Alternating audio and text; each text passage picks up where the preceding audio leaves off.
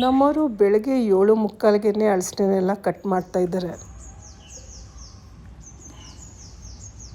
ತಾರಸಿ ತೋಟದಲ್ಲಿ open space ಇರುತ್ತೆ, ಹಣ್ಣು ಕಟ್ ಮಾಡೋಕ್ಕೆ ತುಂಬ ಅನುಕೂಲ ಆಗುತ್ತೆ.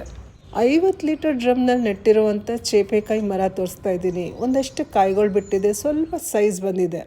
ಸುಮಾರು ಗಿಡಗಳು ರಿಪೋರ್ಟ್ ಮಾಡಿದ್ದೀನಿ. ಹ್ಯಾಂಗಿಂಗ್ ಬ್ಯಾಸ್ಕೆಟ್ ಎಲ್ಲ ರೆಡಿ ಮಾಡಿದ್ದೀನಿ. ನೋಡಿ, ಸ್ಪೈಡರ್ ಪ್ಲಾಂಟ್ ನೆಟ್ಟಿದ್ದೀನಿ. ಈ ಪಾಟ್ ಕೂಡ ಈಗಲೇ ರಿಪೋರ್ಟ್ ಮಾಡಿದ್ದು. 2-3 ಥರ ಗಿಡಗಳು ಒಟ್ಟಿಗೆ ರಿಪೋರ್ಟ್ ಮಾಡಿದ್ದೀನಿ. ನಾನಿಷ್ಟು ವೀಡಿಯೋ ಮಾಡೋ ಅಷ್ಟರಲ್ಲಿ ಹಣ್ಣೆಲ್ಲ ಕಟ್ ಮಾಡಿ ರೆಡಿ ಮಾಡಿದ್ದಾರೆ. ಯಾರ್ಯಾರಿಗೆ ಈ ಹಣ್ಣಂದರೆ ತುಂಬ ಇಷ್ಟ ಕಮೆಂಟ್ ಮಾಡಿ. ಇನ್ನೊಂದು ಮಲ್ಲಿಗೆ ಗಿಡ ರಿಪೋರ್ಟ್ ಮಾಡಿದ್ದೆ, ಮಣ್ಣೆಲ್ಲ ಹಾಗೆ ಬಿಟ್ಟಿದ್ದೀನಿ. ಇನ್ನೂ ಗಿಡ ಎಲ್ಲ ರಿಪೋರ್ಟ್ ಮಾಡಬೇಕಲ್ವ. ದಿನಾಗಲೂ ಸಪೋಟ ಕಾಯಿ ಹಣ್ಣು ಚೆಕ್ ಮಾಡ್ತೀವಲ್ಲ, ನೋಡಿ ಇನ್ನೊಂದು ಹಣ್ಣು ಪಕ್ಷಿ ತಿಂದಿದೆ.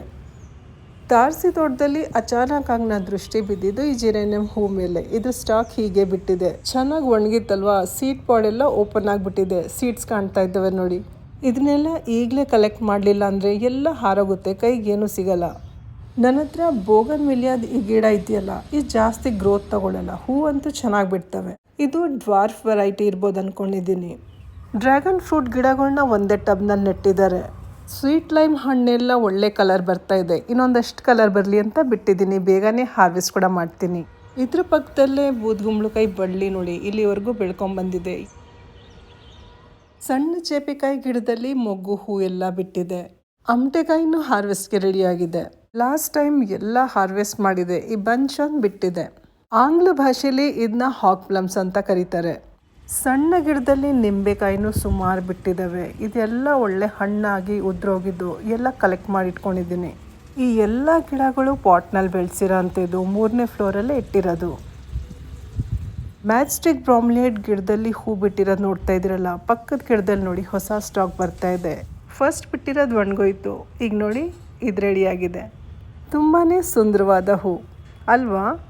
ಬೆಳಗ್ಗೆನೇ ತಾರಸಿ ತೋಟಕ್ಕೆ ಬಂದಾಗ ಮೊಗ್ಗು ಇವತ್ತು ಅರಳುತ್ತೋ ನಾಳೆ ಅರಳುತ್ತೋ ಗೊತ್ತಿರಲಿಲ್ಲ. ಆದರೆ ಸ್ವಲ್ಪ ಹೊತ್ತಿಗೆ ಮೇಲಿಂದ ನೋಡಿದಾಗ ಹೂ ಎಷ್ಟು ಚೆನ್ನಾಗಿ ಅರಳಿತು ನೋಡಿ. ನೋಡಂತೂ ನಂಗೆ ನಿಜವಾಗ್ಲೂ ತುಂಬ ಖುಷಿ ಆಗೋಯಿತು. ಕೆಳಗಡೆ ಬಂದು ಹತ್ತದಿಂದ ವೀಡಿಯೋ ಮಾಡಿಕೊಂಡೆ. ಈ ಸೀಸನ್ದು ಮೊದಲನೇ ಹೂ ಇದು. ಸ್ವಲ್ಪ ದಿನದ ಹಿಂದೆನೇ ಇದನ್ನು ರಿಪೋರ್ಟ್ ಮಾಡಿದ್ದು. ಅವಾಗ ನಿಮ್ಗೆ ತೋರಿಸಿದೆ ಇದ್ರೊಳಗೆ ಮೊಗ್ಗು ಬಂದಿದೆ ಅಂತ.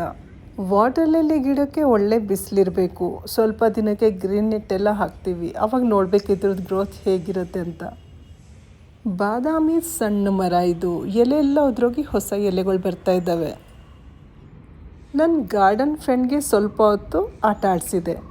ಮಧ್ಯಾಹ್ನವರೆಗೂ ಹೂ ತುಂಬ ಚೆನ್ನಾಗಿ ಅರಳಿರುತ್ತೆ. ಸಂಜೆ ಆಗ್ತಾ ಇದ್ದಂಗೆ ಮುಚ್ಚೋಗುತ್ತೆ. ಮಾರನೇ ದಿನ ಮತ್ತೆ ಅರಳುತ್ತೆ.